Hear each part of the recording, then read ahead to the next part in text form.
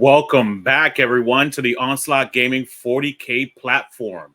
And this is Ops, specifically episode 6. And today we have something exciting to add to the platform.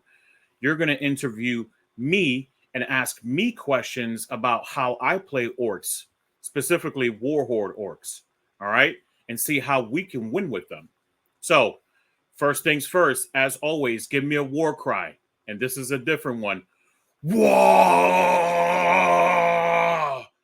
Yes, gotta love it, right? We're playing Orks, and that's the best war cry ever. So, before we get started, special thanks to our audience, the Ops family.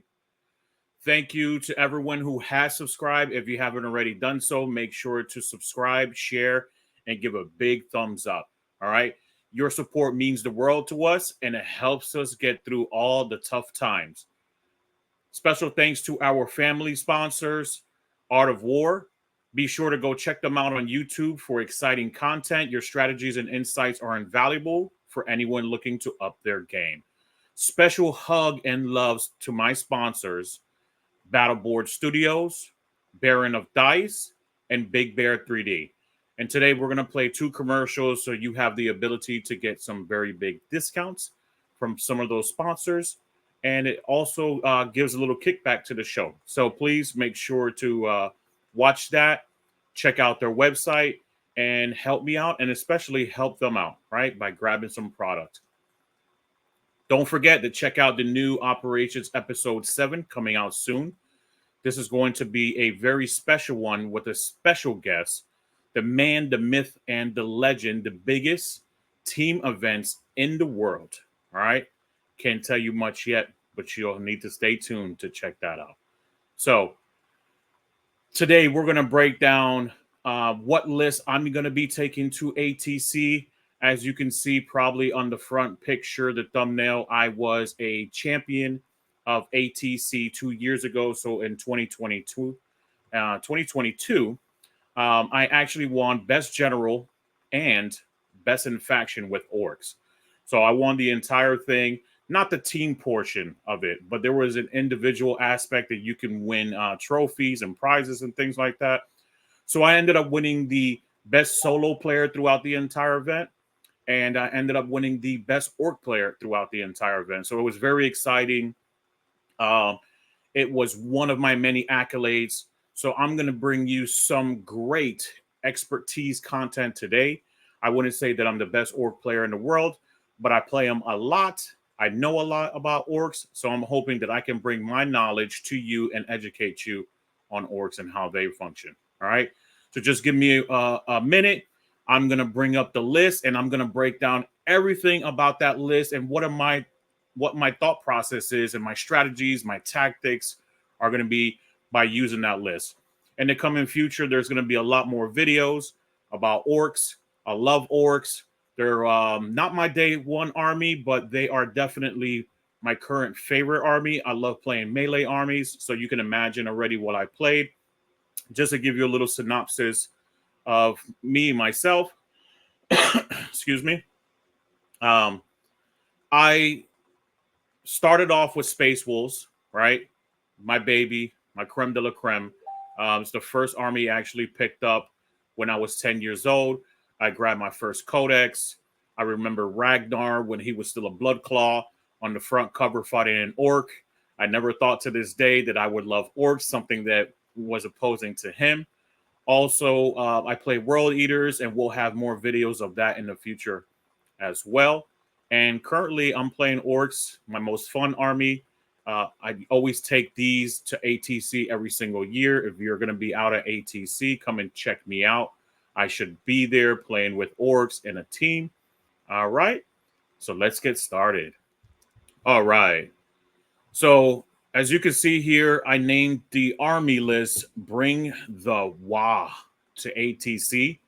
So for those of you orc players already know, I'm bringing the war to ATC with War Horde in particular. All right. So it's 2,000 points. It's actually 1,990 points on the dot right below 2,000 points. The first character that I picked up was a beast boss, actually 2 of them. One has an enhancement called Cunning but Brutal. what that does is allows me to fall back and recharge a new unit. That's actually why I actually took that enhancement. It allows me to, if I don't finish off a unit, right, I might have to plug another unit in there, or maybe tank shock from one of the trucks, and you're going to see the trucks later as well. But it allows me to kind of get out of that predicament and charge into a newer unit. That way, it gives me some flexibility in what I can fight. If you try to bring something in that is not as strong or is trying to hold an objective and you're trying to score, I can try to take them off and charge those units. Beast Boss are actually very exciting in the new meta. After Pariah Nexus with the nerfs and everything to the war bosses and mega armor, they have taken a big hit. If you read into the rules commentary, abilities are no longer allowed while models are embarked inside of a vehicle.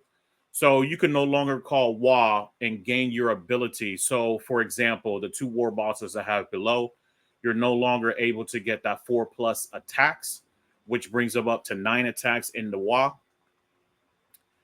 You can only get your normal, which is 4 attacks plus the 1 for the Waaagh. You don't get that special ability. I don't know what they were thinking. Maybe it was an oversight or something like that, but that no longer applies while you are embarked inside of a vehicle. So Beast Boss are the next best thing. Plus, if you've ever seen the model, they're beautiful models.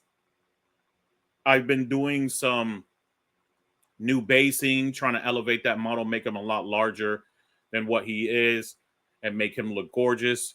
Beast Boss models also give you dev wounds on the charge. So every time you charge, you don't have to have the wall up, right? So you circumvent that whole wall thing. They give you dev wounds on 6s on the wound roll. So, which is pretty amazing. They're strength 10, right? They go up to 11 in the Waaagh. So they're very strong. They give you the ability to wound most of the times on 3s, sometimes for Marines on 2s. Also, I'm going to show you, as you can see for the battle line, they are going to both be attached to the Beast Snaga units, right? Which gives them the ability for +1 to hit for the entire unit. That includes the Beast Boss himself, so he's going to hit on 2s. So the unit becomes super efficient, right? So the Beast Boss attached to the Beast Boys are going to all be hitting on 2s. Beast Boys have a natural strength of 5. So in the Waaagh, they're going to have a strength of 6. So they're going to be hitting elves, sisters, and everything else, and wounding them on 2s as well. So you're going to hit on 2s, wound on 2s. Most of the time on these units as well, it's very subjective. It depends what you're actually going to fight into. But let's go back to Sisters of Battle, right? If you have a strong Sisters of Battle unit that has 10 girls in them, and you really want them to disappear really fast, and they're pretty resilient, right? I will use the stratagem to help them proc critical hits on 5s. So that way I can get stuck in, which is ironically enough, the name of the detachment itself is Get Stuck In. War Hordes, or their phrasing for to get stuck in, right? So it helps them out, basically delete that unit. And it does it to many units. Actually, I was having a game the other day with my buddy, and I ran into 6 Terminators, Lightning Claw Terminators. I had a 10 Boys Brick with a Beast Boss attached, and procted the 5+ to hit. And with that, I was able to delete the entire unit. Even though they had a 4+ invulnerable save, I was still able to do what I needed to do to delete that unit. And it's called Unbridled Carnage. So you use the Unbridled Carnage stratagem. It gives you crit hits on 5s. Pretty amazing, especially when you're hitting on 2s. And you have the ability to wound on 3s as well because you're strength 6. That's usually most of the things as well. If you're fighting against Eradicators, you'll end up wounding on 4s, which is a lot better than wounding on 5s. Also, Beast Boys allow you to re-roll all hits against monsters and vehicles. So anything that you're going into, not all the time do you want to go into monsters and vehicles with these particular units, but if you have to, and they throw themselves into you, you have those abilities to re-roll hits as well. So you're already hitting on 2s, re-rolling, and then you also have the ability to potentially punch up. So that's my thought process on why I took the Beast Boss. They have 40 attacks on the charge unless you've taken some specific war gear or things like that. But 10 Beast Snagas have 10 attacks. That's included the Power Snapper. So I like to exclude that. Take 9 guys, 4 attacks each, 36 attacks, all hitting on 2s. Take the Snagga, the Power Snagga. Same deal. You're going to have a higher strength. So basically, they're PK without the AP, which kind of sucks a little bit, to be honest with you. The Power Snapper is actually strength 8 on the Waaagh, normally strength 7. They're only AP 1, 2 damage, but you're going to get 5 attacks with them, hitting on 2s, naturally hitting on 3s, just like the Beast Boys. A lot of attacks, right? The Beast Boss might end up cleaning them all off with his extra attacks. So the unit can get very gnarly, right? And they can hit up and punch up pretty efficiently. Then you get the Beast Snagga Claw for the Beast Boss. He's going to have 5 attacks on the Waaagh. He's going to be strength 11, AP 2, 2 damage, hitting on 2s, and also anti-monster, anti-vehicle 4+ as well. So if you're having any trouble trying to punch up against those vehicles and monsters, you're still going to wound them on 4-ups. Next, we have Mozrog Skragbad. Amazing piece. I've actually, since the beginning of 10th edition, when the Index Orks dropped, and originally we had War Horde, right? War Horde is amazing. It gives you sustained hits all the time in melee. So very beneficial to you. It really actually helps out a lot. It turns up your efficiency on a high level. What allows you to do all of those misses, your lack of rerolls that you have inside the army itself, it allows you to basically get those hits back, right? So then you're not in a bad predicament where you've rolled 36 attacks from the Beast Boys, you didn't get any rerolls. Let's just say you end up hitting only 20 of them. Those sustained hits are actually going to end up helping you out. You're going to get a lot of those misses back. So very nice. Sustained hits all the time, only for your melee weapons, but it's all the time. So it's a great ability, and it's actually called Get Stuck In. So your detachment rule is Get Stuck In, which gives you the sustained 1 ability. So going back to Mozrog with that sustained 1, Get Stuck In ability, he's very strong, very efficient. We all know that his baby shark, as I like to call him, does not allow you to get more than the amount of extra attacks, but with sustained hits allows you to get extra attacks because they circumvent the rule where you could never have or be given more than those allotted amount of extra attacks. Right? So sustained hits help out a lot with that. He also has dev wounds attached to him, which really helps him out for the baby shark. Having dev wounds, even though he doesn't have a good weapon skill profile, he's hitting on 3s as opposed to Mozrog with the Gut Ripper. He's hitting on 2s. But he is a higher AP, so he's strength 7, strength 8 in the Waaagh, AP 2, 4 damage, higher damage than the Gut Ripper from Mozrog as well. And he has dev wounds. So you can imagine, right, that you having dev wounds on damage 4, if you fight into a monster or vehicle, it's damage 5. If you fight into Titanic, it's damage 6. So imagine hitting a Titanic model. You hit, you proc 2 6s for your 2 wound roll and hit him with 12 mortal wounds. Very strong. From everything that I've seen, maybe there's one situation, but knights have no ability to stop mortal wounds, right? Or dev wounds themselves. So straight up 12 wounds. It's going to be very strong.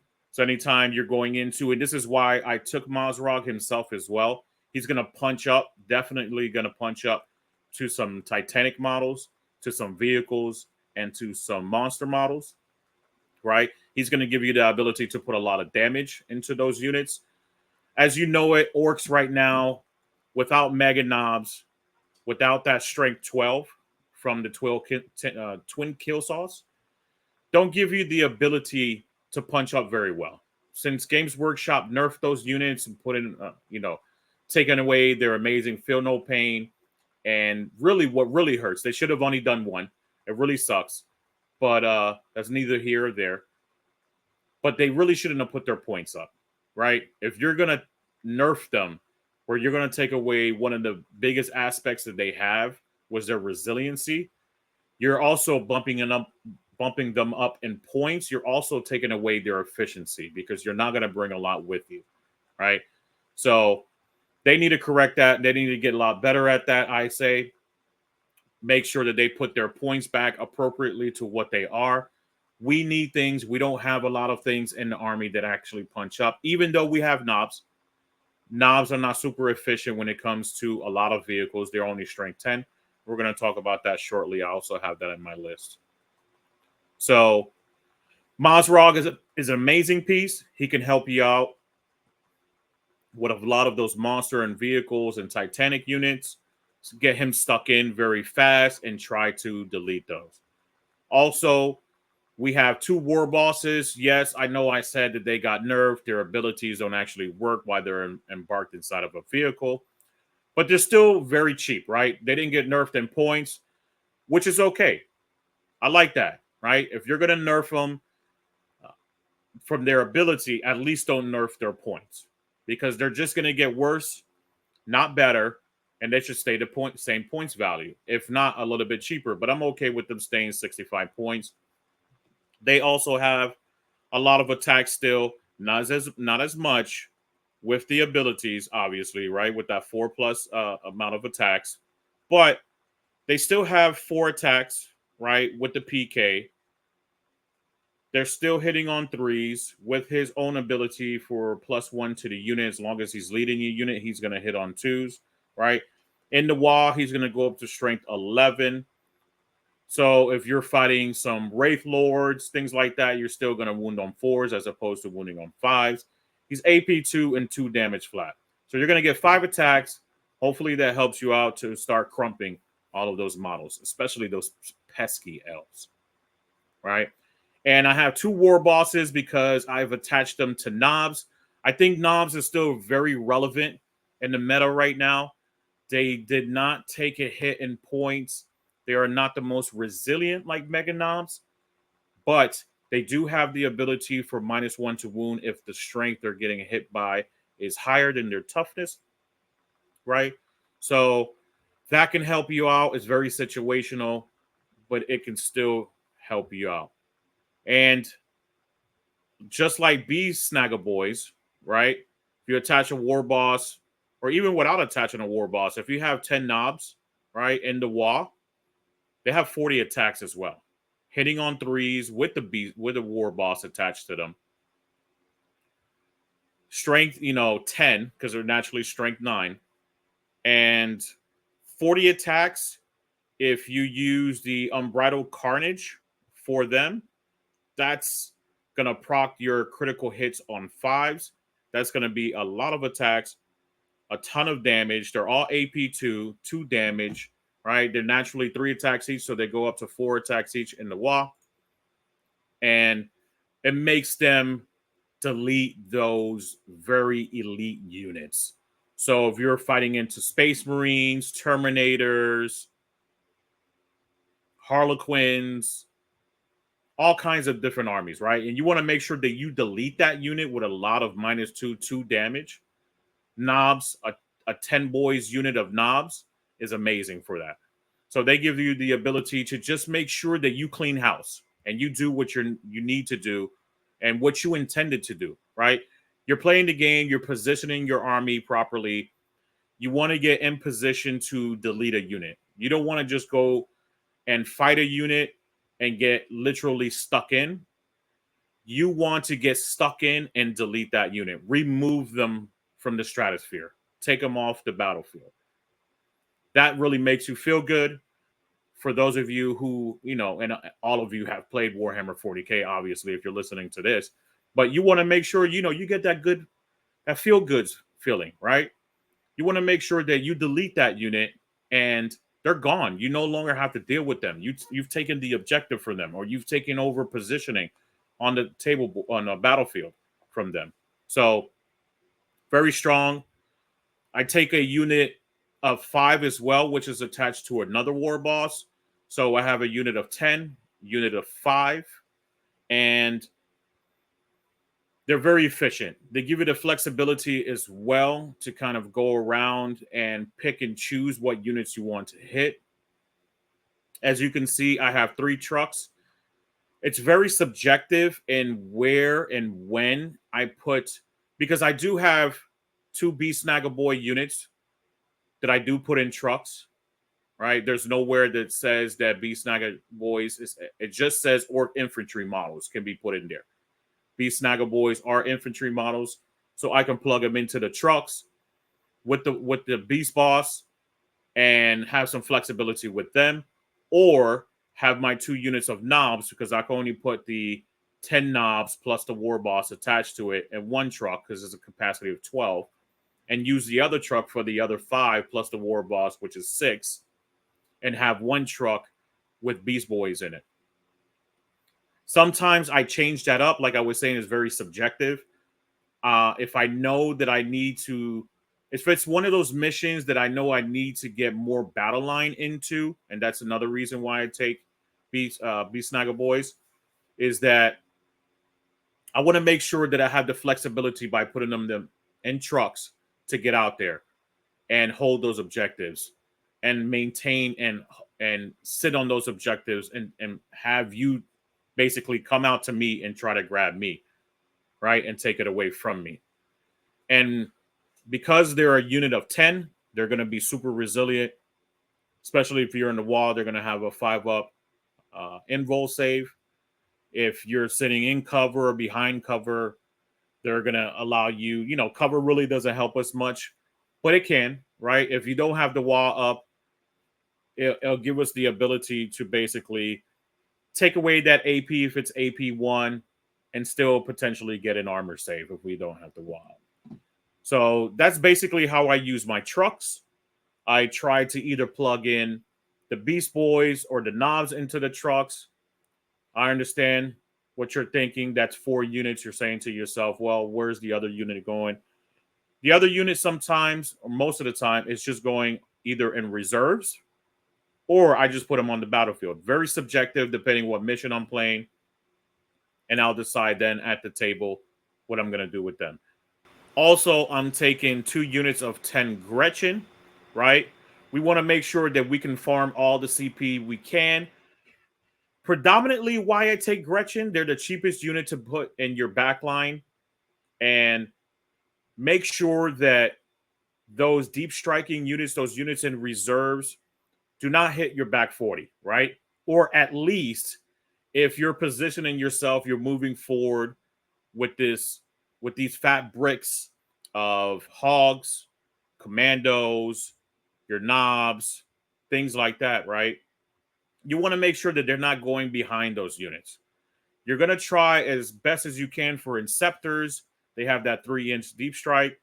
It might not always help for that unless you position your Gretchen properly, but that's what they're there for, right? Farm CP, get you more CP so you can use more stratagems, because I think 4 out of the 6 that we have are really awesome. So you want to get use out of those and maximize your efficiency throughout the game. And you want to stop those units from deep striking. Commandos are actually fantastic. So now you're asking you're asking me, why are you taking commandos in your list? Well, they apply a lot of pressure. They help out in most missions as well. If those missions where you need to get all of the no man's land objective markers and control those, they're going to help you do that, right? They're going to already be there, hopefully in position of that.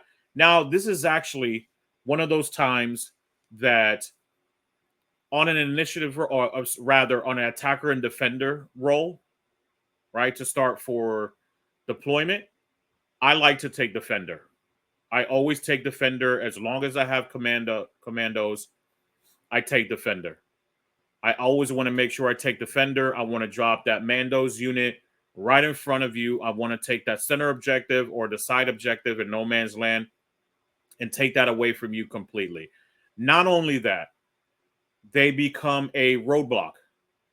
Armies are going to have to fight them first or go through them, unless they have a lot of jump infantry, but that's a very niche situation, right? A lot of armies usually don't have a lot of jump infantry.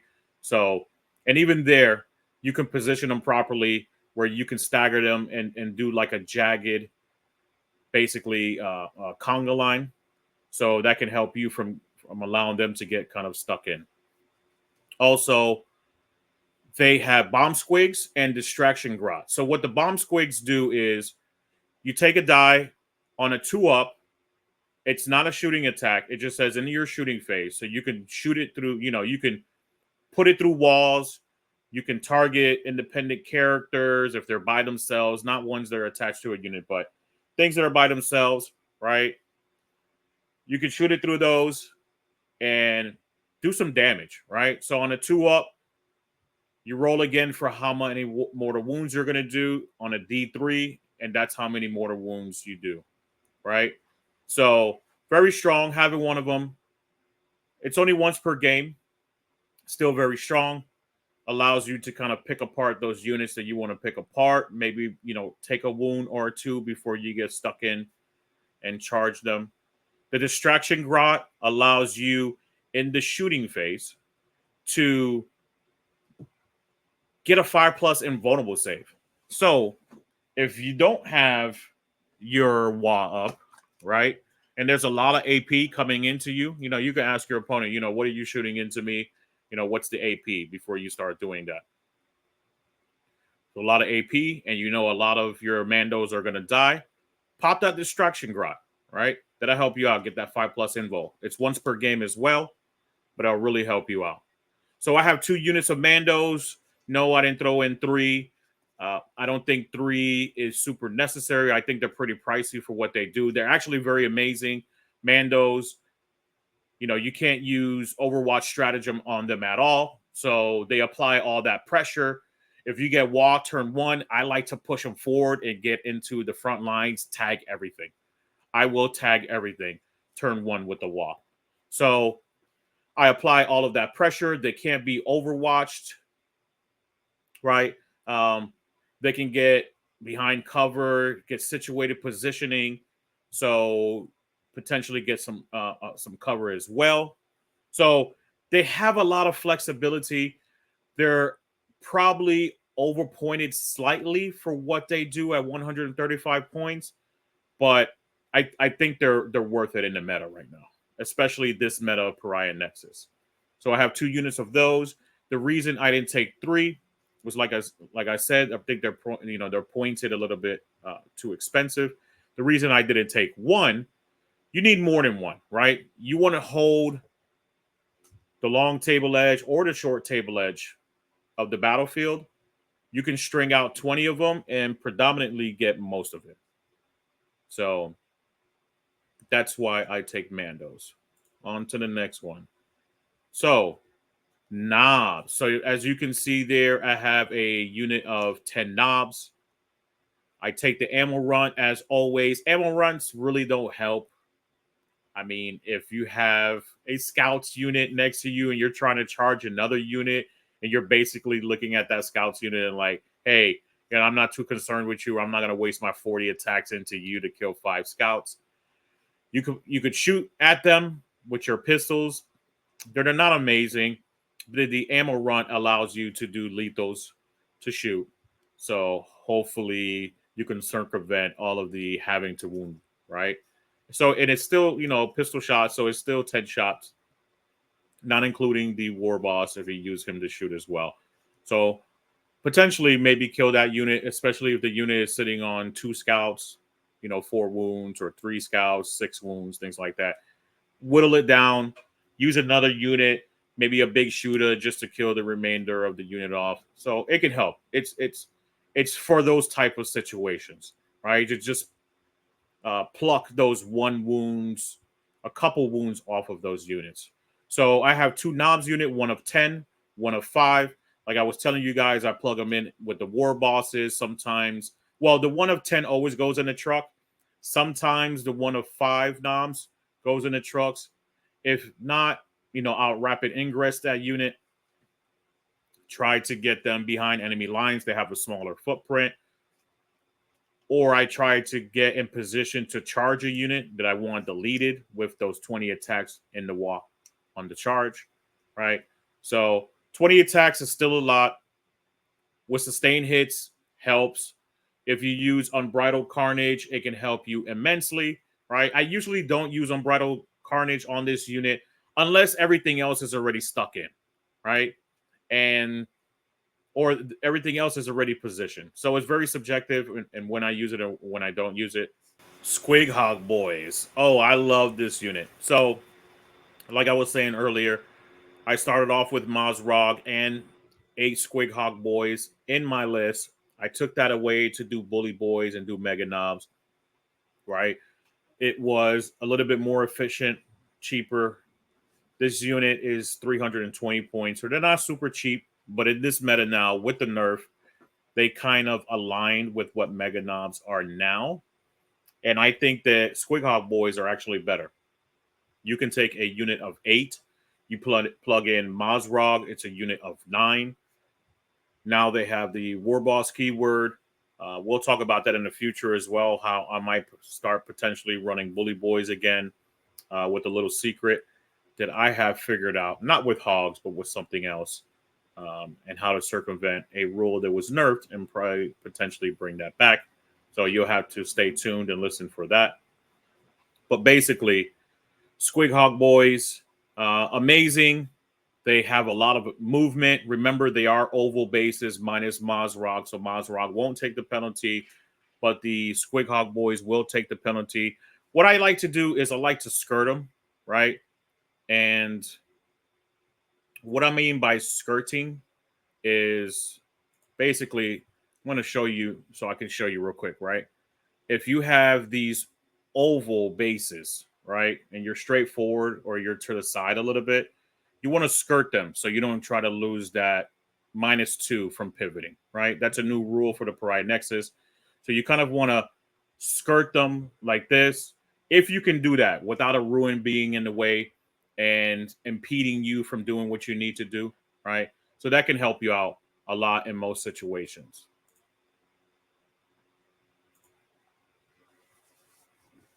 They have a ton of attacks, right?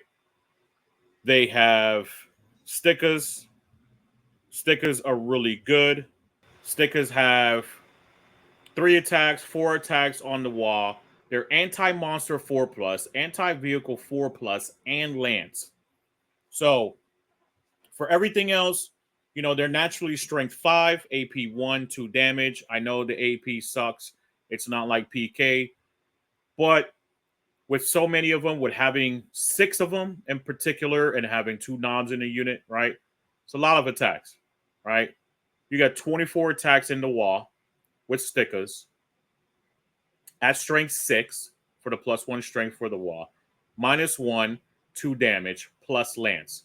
So if you're fighting against Marines, you're winning on 2s with that lance, right? In addition to, you also get Squig Jaws. You get 3 additional extra attacks. Hitting on 4s, not too amazing, but they're strength 6, strength 7 in the Waaagh, AP 1, 2 damage. So they're going to really help you out, kind of pick off whatever remaining Space Marine bodies, elves, whatever it might be, to really clean up shop. And then the knobs have 4 attacks, 5 attacks in the Waaagh on the charge, They're also anti-monster 4+ and anti-vehicle 4+. They're hitting on 3s. Strength 6 for them. Strength 7 in the Waaagh. AP 1, 2 damage. So a ton of attacks. In War Horde becomes a lot more attacks. So that's what you want. This is why I'm really using this unit. It's attrition. You're throwing so many attacks with both the Squig jaws and the stickers and the big choppers from the knobs. You're trying to get as much sustained hits as possible. It's either this unit. Now, there's 3 units that I select for Unbridled Carnage for the procting 5+ for critical hits. Squig Hog Boys, this fat unit right here, the 10 knobs, or the Beast Boys unit, right? Anything that has a lot of attacks, you want to use for those 3 units. So I use them on these. Try to get critical hits on 5-ups. Can be very, very strong, especially that everything is damaged too, right? So they essentially do what Mega Knobs used to do, right? Not punching up too high because their strength is not that amazing, but they have the lance and they have the anti-monster and the anti-vehicle 4+s, which can really help out in those situations. And then finally, I have the Storm Boys. Storm Boys are basically, so as you saw, I did not take Boss Snickrot into my list. I don't think that he doesn't work for me, right? He doesn't work for me for some particular reason. I feel like I'm using him appropriately and efficiently. I try to get objectives, go behind enemy lines with his special ability where he can just jump up and go wherever he wants. Obviously, you know, with the deep strike restrictions where you have to stay away from 9 inches and things like that. But I've used him before to try to get points. For some reason, people always turn around, shoot him, and kill him. Or if he starts fighting, even with his 6 attacks or 7 attacks in the wall charge, he never kills anything. I fought into, units of scouts, regular scouts, charged into scouts, and he just doesn't roll well for me. Can't even kill a 5-man unit of scouts. And it's happened to me multiple times. Things happen. Some units just don't work for what you want it to work for. So it is what it is. I took them out. I put in the Storm Boys instead. It's a lot more attacks. No, they don't have a 5+ and vulnerable save like Boss Snickrot. No, they don't have the ability to, jump up and teleport into another section of the battlefield. But you can rapid ingress them. You can put 1 unit in reserves to deep strike them, right? Because they do have deep strike. Also, I like to keep 1 on the table at all times, depending on what I'm fighting against. If I'm fighting against a Horde army that I know I'm not going to be able to get into their back 40, I'll keep both of them on the table because they can advance and charge, right? So then I'll advance and charge into the small little units like scouts. And for some reason, this unit right here, right, in the Waaagh turn, I have 16 attacks without the knob in the unit. Strength 5 on the Waaagh with the choppers, AP 1. They'll kill that unit. If not, put them down to 1. And then you add the knob that's in there, his attacks, right? With the PK, and I always take PK on my knobs, as you can see. He will clean up the remainder, right? With that -2, those scouts are going to either be rolling on a 3-up, a 5-up or a 6-up for their armor save, and they're 2 damage each, right? So they're going to end up cleaning up house. Those last little scouts, 1 or 2 scouts that, you couldn't kill with the choppers from the other boys, just other Storm Boys, he's going to clean it up, right? At least in what I've seen. I'm going to bring this particular list to ATC coming up in a couple of days. So I'm going to try to be as efficient and tactical as possible. Hopefully I get paired up to the right armies. I think that this can take just about any single army. There's going to be a lot of skewed lists, a lot of oddities at ATC, things that people usually don't fight in the meta. This is a little bit off meta as well, or hopefully it's going to turn into an on meta thing by having Commandos, Squig Hogs, right? These are things that people usually don't take in their list. I want to say that someone a couple of weeks ago at a GT went undefeated with some Squig Hog boys. He actually had a lot more knobs in his unit. He had no Mandos, things like that. I really like Mandos, right? I like to combine the most efficient units because I want to apply pressure. Orks, I want to say, are always the army to apply pressure to you, especially if you have Mandos, right? You want to get them in there as quick as possible because your best thing in your army is melee, right? You don't really have any shooting unless you're doing the mob dread, right? Dread mob. Dread mob is amazing. That's another one that we're going to talk on the show in a couple of weeks, things like that. I'm going to try to go through every single detachment, break those all down, which one I think, and tier them into a system that I think is the best for me in particular. It may not be the best for the meta or for you all, but I'm going to give you my insights and tips and tricks on everything on that. So this was War Horde today. I'm going to try to go for another trophy like I did in 2022, right? For 2024. If not, I'll try again in 2025. But hopefully I can get some good matchups, crump over the weekend, get some 20 and zeros in all of my matches, help out my teammates. We're going to try to have a wonderful time. That's really the first thing that I want to do is go out there and have a great time, have fun, interact with new opponents, right? Meet new people, make new friends, stuff like that. See my friends, Shane, JD from Away Games, and all of my other friends that are going to be there. So I can't wait. I'm super excited. Hopefully you enjoyed this video today about War Horde and it helps you learn how to win with Orks War Horde a little bit better. All right. As always, make sure to pay attention and watch out for all of the other shows that I have as well. I like to do an educational show that is a little bit more broad and general live on every other Tuesday. It's on the Onslaught Candidate School network. It's on the same platform, Onslaught Gaming 40K, right? But we do more of a general core rules, trying to give you our advanced insights on what everything does, right? And also make sure to check out Rapid Fire Tactics, where I go even more depth of how to use these special rules and abilities to make you a better player and the intricacies of the game itself, right? So make sure to share, subscribe, big thumbs up, and give us a war cry. Waaagh! See you on the next episode.